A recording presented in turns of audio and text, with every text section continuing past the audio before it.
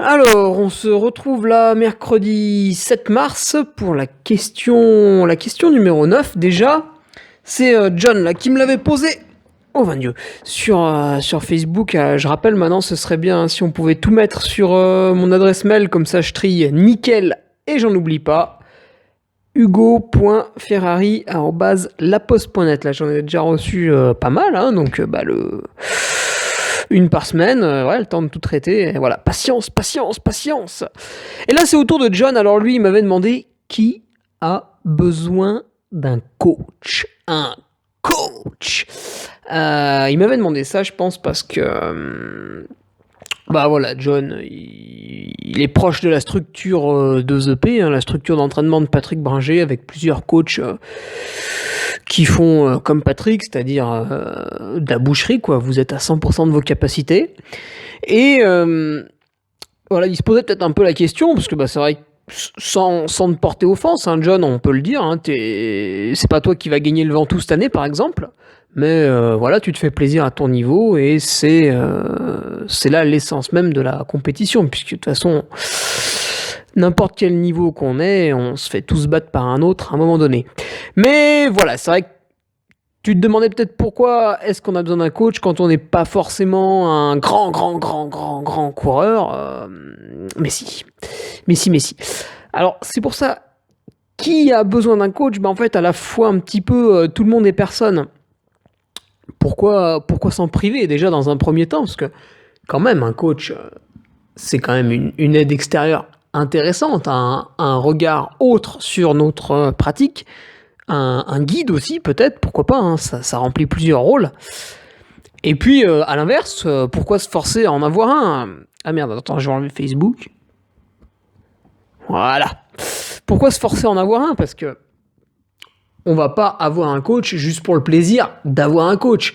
Si on n'est pas orienté développement personnel ou compétition, qu'on aime juste courir dans la forêt, et bah ça sert à rien de payer quelqu'un chaque mois pour courir tranquillement dans la forêt.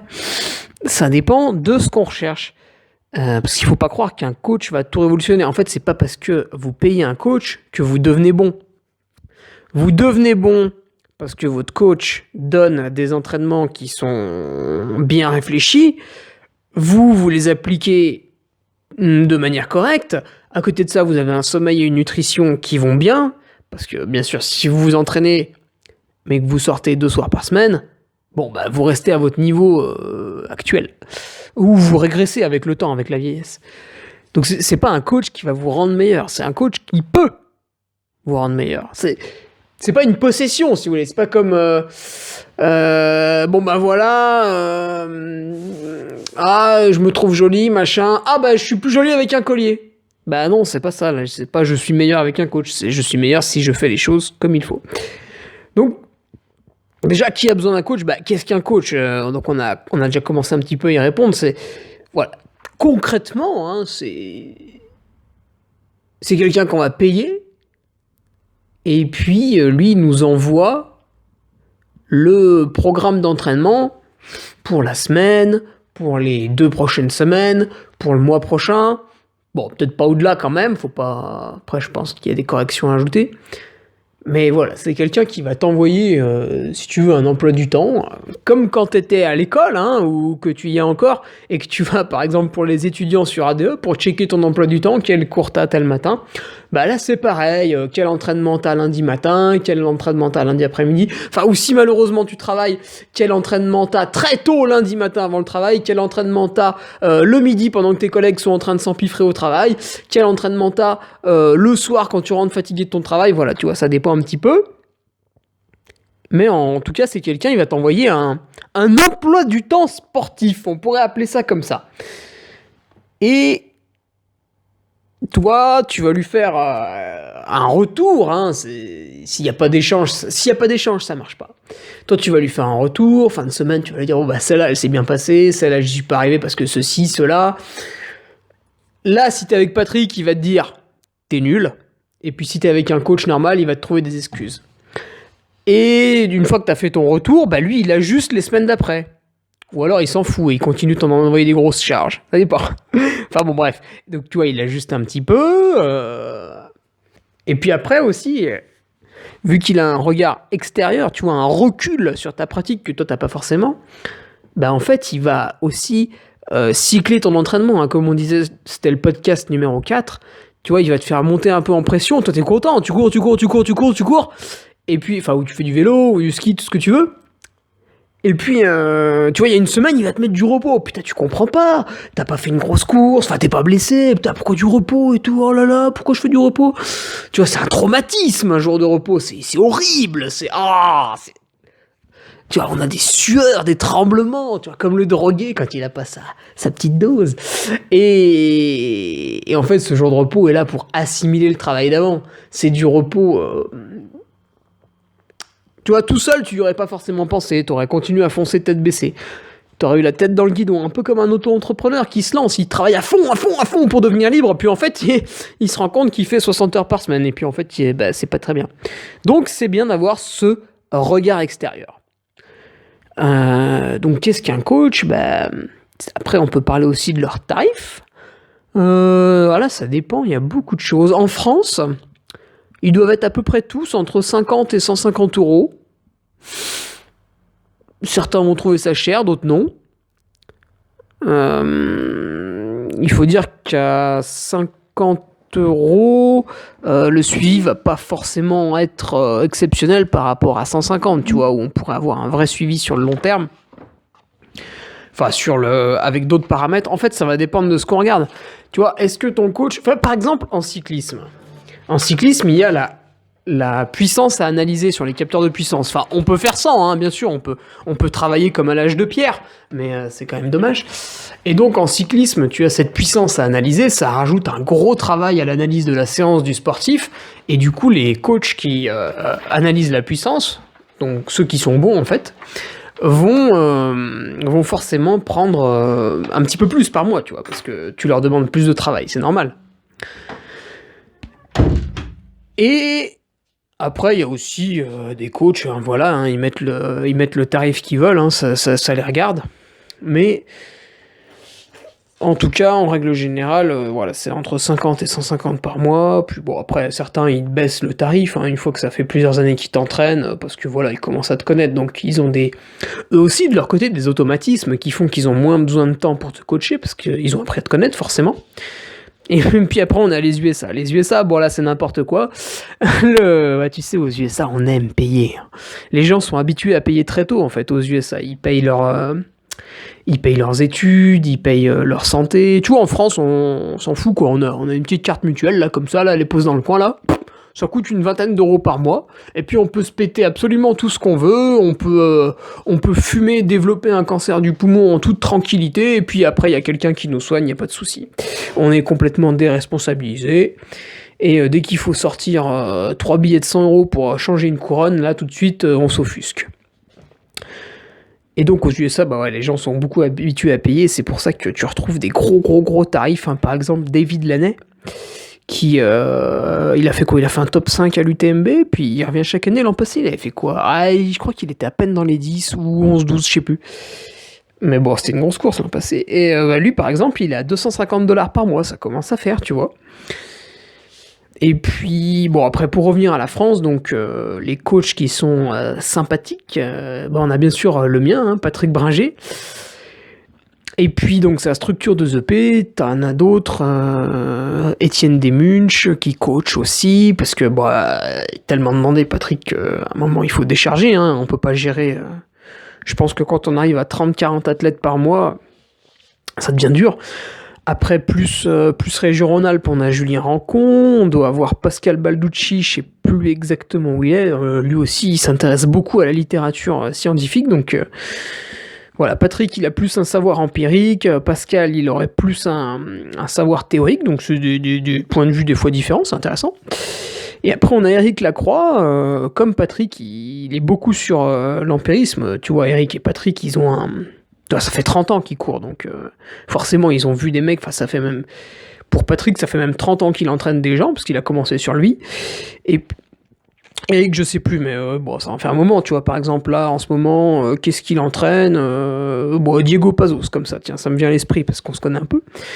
Il y a aussi Christophe Mallardet, hein, qui entraîne pas mal de gars de chez Salomon, surtout souvent, c'était les jeunes au sein de sa structure, donc ça s'appelait Fartlek. Et puis il me semble qu'il entraîne encore et toujours Thibaut Barognan, hein, à confirmer. Enfin, en tout cas, à un moment, il l'a un peu piloté. Mais j'ai pas spécialement demandé. Donc voilà, on a un peu tout ça en France, puis après on a d'autres structures, on a aussi OptiSport, hein, qui est une structure avec plusieurs coachs. Il y a Johan Stuck, il me semble, qui donne pas mal de conseils sur Lyon. Je sais pas s'il est vraiment coach officiel, mais en tout cas, sur Lyon, bah voilà, il aide pas mal de personnes, plutôt qui démarrent la course à pied quand même. Mais voilà, il y a toute une tripotée, donc suivant ce qu'on attend, hein, d'un entraîneur, et ben il y a en fait un peu l'entraîneur qui colle à sa propre personnalité. Par exemple, moi je pourrais pas du tout être entraîné par quelqu'un de très scientifique qui va se baser sur des paramètres de récupération, enfin ou je sais pas quoi, qui va vouloir que les séances soient calibrées à la seconde près, etc. Bon, voilà, moi il faut une certaine dose et une certaine philosophie aussi avec Patrick. Je sais que voilà, c'est l'excellence et c'est ça qui me correspond. Donc chacun va trouver un petit peu son... Ah, j'allais dire son outil, mais c'est pas très bien, mais ouais, celui qui lui va le mieux. Et donc, pourquoi le pratiquant lambda aurait besoin d'un coach? Tu vois, on pourrait se dire, putain, un coach, c'est un investissement, c'est réservé à l'élite, c'est vraiment pour performer. Ben non, pas forcément. On le voit en plus en trail, l'élite est mélangée à la masse. Enfin, je veux dire, au départ, par exemple, l'an passé à l'UTMB, je sais pas, il y a 2000 et quelques coureurs qui ont pris le départ, ben, ils étaient géographiquement au même endroit que Kylian Jornet. Alors forcément, s'ils étaient un peu derrière, ils sont partis plus tard. Mais l'amateur standard a tout à fait pu partir 15 mètres derrière Kylian sans souci. Puis s'il sprintait un peu au début, il aurait même pu le doubler. Ils étaient à 15 à l'heure, hein, au départ, il n'y a rien non plus de transcendant. Et tu vois, pourquoi le pratiquant lambda il en aurait besoin? Ce serait surtout pour lui, déjà, il a le droit, hein, de vouloir utiliser son potentiel à son maximum, mais peut-être s'il est vraiment débutant, c'est aussi, là le coach va remplir un rôle essentiel d'instruction, tu vois, il va lui apprendre, pas forcément lui apprendre à courir, encore que, on pourrait. Quand quelqu'un se met au lancer du javelot, il prend un coach pour lancer le javelot. Donc quand quelqu'un se met au trail, pourquoi il prendrait pas un coach pour apprendre à faire du trail? Parce qu'en fait, faire du trail, c'est vrai que c'est sympa, hein, on met des baskets, on part dehors, voilà, on court, on fait du trail. Mais y a pas mal de petits conseils, de choses à apprendre. C'est pas gênant dans un premier temps, mais plus on les sait tôt, plus on évite de faire des erreurs en fait. Alors que le lancer de javelot, si vous prenez pas de coach, voilà, vous allez lancer le javelot, vous allez le lancer à 16 mètres, ça va être pourri, et vous ferez jamais rien. C'est tout de suite rédhibitoire. Et puis aussi, le coach, il va te permettre de mieux cadrer, de mieux optimiser le peu de temps disponible, parce que l'athlète lambda, forcément, il a un travail à côté, qui va lui prendre un certain temps, peut-être même il aura une famille qui va lui demander également du temps, non, plutôt à laquelle il accorde du temps, je préfère cette tournure de phrase. Et le coach va lui dire, écoute, là t'as un créneau, à mon avis tu peux faire telle séance. Alors que toi t'aurais pensé faire un truc, tu vois, 1 heure de footing pépère, et le coach va te dire, non, t'as pas trop de dispo, cette heure-là, on va faire plutôt une VMA ou un petit seuil, en 1 heure c'est un petit seuil. Hein. Voilà. Et puis, il va aussi permettre, tu vois, de répondre à tes questions de débutant, à tes questions, enfin, ou même quand t'as dépassé le stade de débutant, on a toujours des questions. Et on peut essayer, hein, bien sûr, de s'auto-former soi-même et d'y répondre avec Internet, des forums, des vidéos sur YouTube, il y a tout un tas de connaissances. Maintenant, c'est vrai qu'avec Internet, n'importe qui peut avoir accès à l'information, mais un coach, surtout quelqu'un qui aura un savoir empirique, qui pourra répondre directement, parce que tu prends ton téléphone, tu l'appelles, il répond à ta question. C'est normal, tu le payes chaque mois.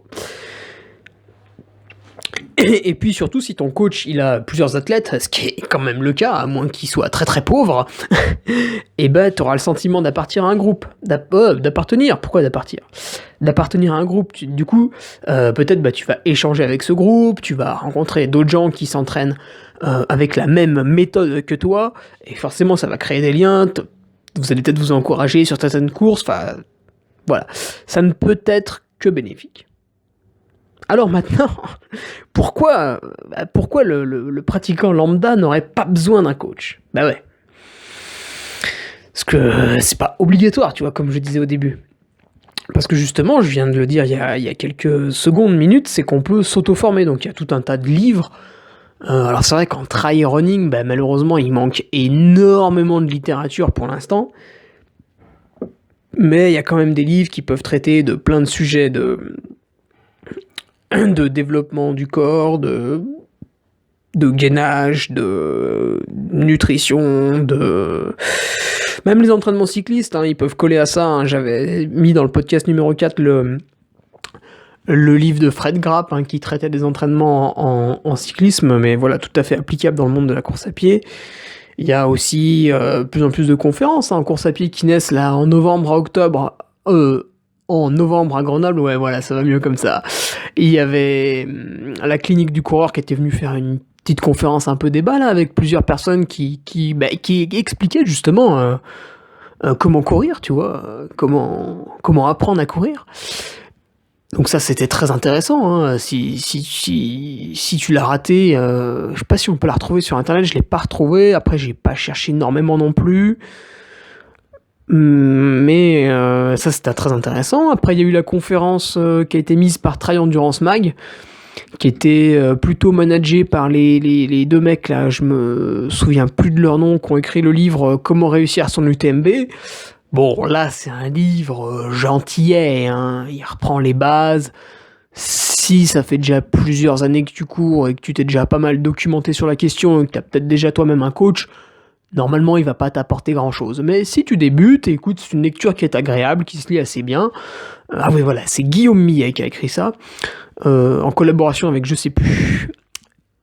Guillaume Millet, en plus, c'est quelqu'un de très intéressant. Alors, je sais pas si coach, mais en tout cas, il est, je vais dire, très intelligent, parce que c'est quelqu'un, tu vois, il est arrivé, donc lui, il est très théorique, un petit peu comme Pascal Balducci.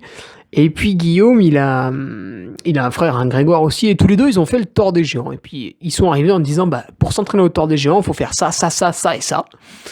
Ils sont inscrits, ils ont participé, ils ont fait un podium. Voilà, boum, ça pose les bases quand même, parce que se lancer comme ça dans une aventure de 300 et quelques bornes, je vous parle même pas du dénivelé, il y a tellement de chiffres qu'on s'y perdrait.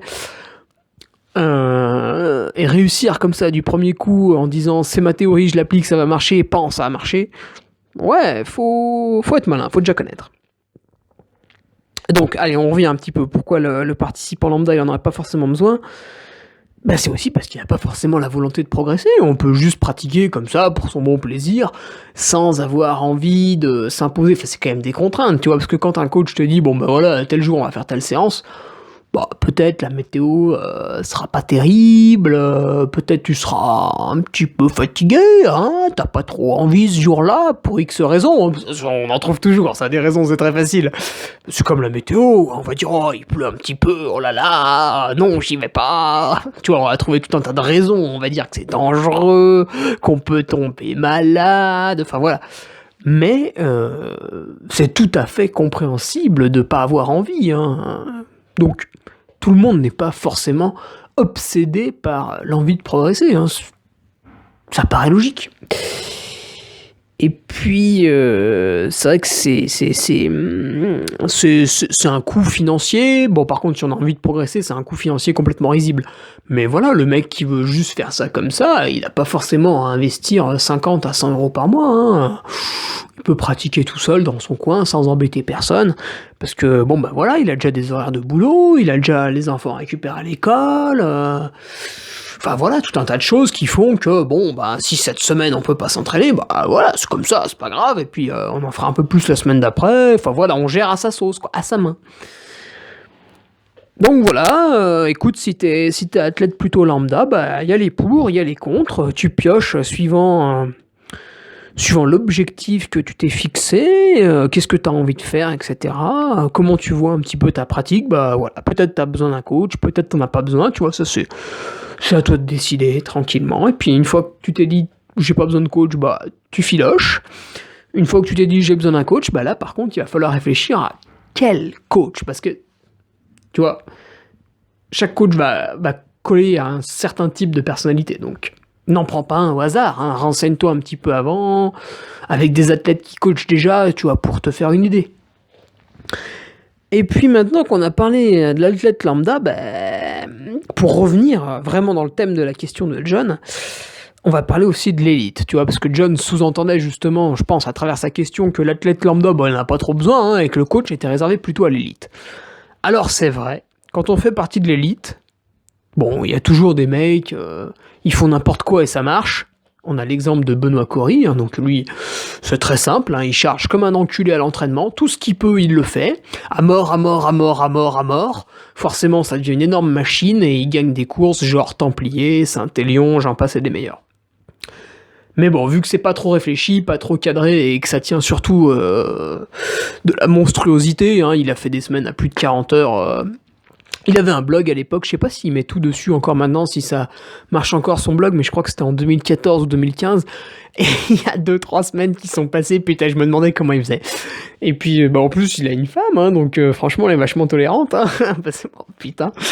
Voilà, franchement, c'était une très très belle source d'inspiration, mais voilà, du coup, des fois, vu que c'est un peu n'importe quoi et que c'est un peu décousu, souvent il y a un peu la grosse blessure qui arrive après, donc en général 6 mois de l'année, vous le voyez pas Benoît sur les courses parce qu'il a telle blessure qui traîne un peu.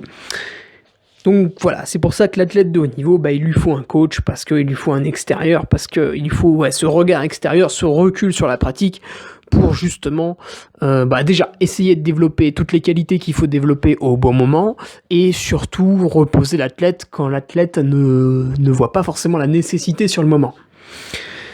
C'est pour ça, par exemple, Nicolas Martin, qui a été cette année champion de France de trail, mais qui a déjà fait énormément de podiums au niveau français, qui a aussi fait des podiums au niveau mondial. Enfin voilà, on n'est pas là pour parler de son palmarès, mais Nico, ça fait 7 ans que Patrick l'entraîne. Au bout de 7 ans, il en a tellement vu. Et puis en plus, Nico, c'est quelqu'un qui s'intéresse, qui est absolument passionné par l'entraînement. Enfin bon, lui aussi, il coach un petit peu, tu vois. Mais donc on pourrait se dire, pourquoi il s'auto-coach pas, tu vois, pourquoi il applique pas les mêmes choses sur lui, tu vois, pourquoi il le fait pas tout seul? Parce que Nico, il a besoin d'un œil extérieur, il a besoin qu'à un moment on cadre sa pratique, sinon il le sait, il va forcément dévier un petit peu de la bonne trajectoire. Donc il a besoin justement de ce recul. Tu vois, pour l'athlète de haut niveau, faut pas qu'il s'enferme dans le j'ai l'habitude de machin, tu vois. Et puis à un certain niveau, tu vois, une fois qu'on devient vraiment très très bon, par exemple, encore une fois, avec l'exemple de Nico, ça va être dur de progresser à un moment donné. Parce que la progression, c'est pas je m'entraîne et ça monte, tu vois, c'est pas une droite, c'est pas une fonction affine, hein, c'est pas une droite qui monte. Et justement, à ce moment-là, le coach, c'est là qu'il va devoir mettre en œuvre toute son intelligence pour développer. Putain, à un moment, tu vois, la VMA de l'athlète, elle va pas bouger. Putain, il va falloir bien la développer un petit peu. Ou sa vitesse ascensionnelle, ou je sais pas, tu vois, sa capacité de résistance en descente. Et là, le coach, il va falloir qu'il mette en place, peut-être va falloir augmenter ça, diminuer ça, faire ceci, cela.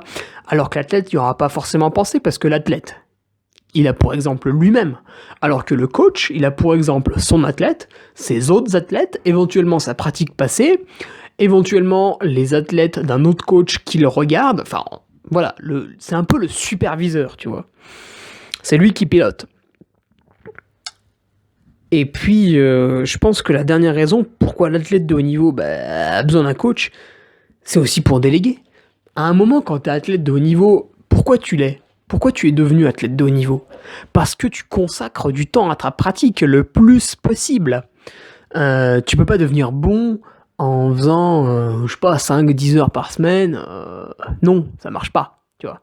Il faut du temps, parce qu'au-delà des heures d'entraînement, il y a la récupération, il y a tout un tas de choses à mettre en place à côté qui demandent du temps. Et du coup, il a pas forcément le temps de réfléchir à son entraînement. Tu vois, c'est long d'élaborer un plan d'entraînement, c'est pas facile, il faut penser à beaucoup de choses. Et puis une fois qu'il est fait, il faut se demander si on l'a pas oublié, si on n'est pas tombé dans un cercle vicieux ou vertueux. Enfin, tu vois, tout un travail de réflexion. Et c'est pour ça que l'athlète de haut niveau, il a tout intérêt à déléguer cette tâche à un coach. Comme ça, lui, déjà, l'entraînement, c'est fait. Il y passe quasiment 0 minutes par semaine. Tu vois, il fait juste le retour pour son entraîneur. Bon, ça a marché, pas ça. Mais au moins, bah, cette tâche-là, elle est extériorisée. Et ça, je vous invite à le faire pour toutes les choses de la vie qui peuvent l'être, hein, automatisé. Hein. Dès qu'il y a un truc qui est un peu répétitif, tout ça, trouver un moyen de l'automatiser, de le déléguer, enfin voilà, que quelqu'un le gère pour vous. Surtout là, voilà, hein, le coach il va vous faire ça pour 50, 150 euros par mois, enfin c'est une broutille, c'est rien du tout. C'est... Et donc voilà, comme ça l'athlète en fait va gagner du temps. À la limite, ça aussi, c'est valable pour le pratiquant lambda. Hein. S'il a envie de gagner du temps sans réfléchir à son entraînement, boum, il prend un petit coach. En plus, vu qu'il est athlète lambda, en général, il a un travail, donc il a forcément un peu d'argent, et voilà, ça passe, quoi. Et puis, tu vois, comme pour l'athlète lambda, bah forcément, il y a un peu des contres. Hein. Peut-être l'athlète de haut niveau a pas forcément besoin d'un coach. Bon, même si là, ça va être dur de trouver quelques raisons, mais...